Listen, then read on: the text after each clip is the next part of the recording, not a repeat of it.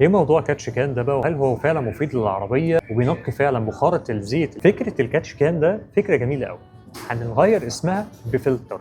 الكاتش كان ده عباره عن فلتر في خرطوم طالع من الموتور. انت عارفه الخرطوم دون بيطلع بخارة الزيت وبيدخلها على المانيفولد او البوابه بتاعت العربيه، ينزل ببخره معينه ومع مرور الوقت بيتكثف اوساخ وتكتلات للزيت جوه المانيفولد بتاع العربيه. وطبعا انت مش بتبقى حابب ان موتور عربيتك يوصل للمرحله دي او الشكل ده. بتركب الفلتر ده او الكاتش كان على الخارجي بتاع الفايز بتاع الزيت، وبينقي لك الابخره دي وبيطلعه لك هواء عادي، وبينزل بيكثف الزيت ده وينزله لك في العلبه من تحت. العلبه دي بيبقى فيها غطا من تحت، بتفتحه بتلاقي كل الزيوت دي المتراكمه موجوده جوه الكاتش كان. هو عباره عن فلتر بينقي لك البخاره بتاعه الزيت اللي هتخش تتحين في الموتور، وبيحمي لك الموتور ويخليه لك زيرو زي ما كان.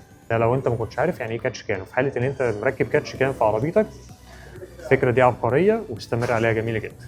عايز اقول لك اللي عمل فكره الكاتش كان ده بجد عبقري جدا، لان هو حمى الموتور من كوارث. انت لما بتيجي تفك الكاتش كان ده وببص على كميه الزيت اللي موجوده فيه بتتصدم من اللي موجود جوه. واي حد عايز يعمل فكره كاتش كان دي بجد والله فكره ممتازه جدا، وانا تحياتي للشخص اللي اخترع الاختراع الجامد قوي ده.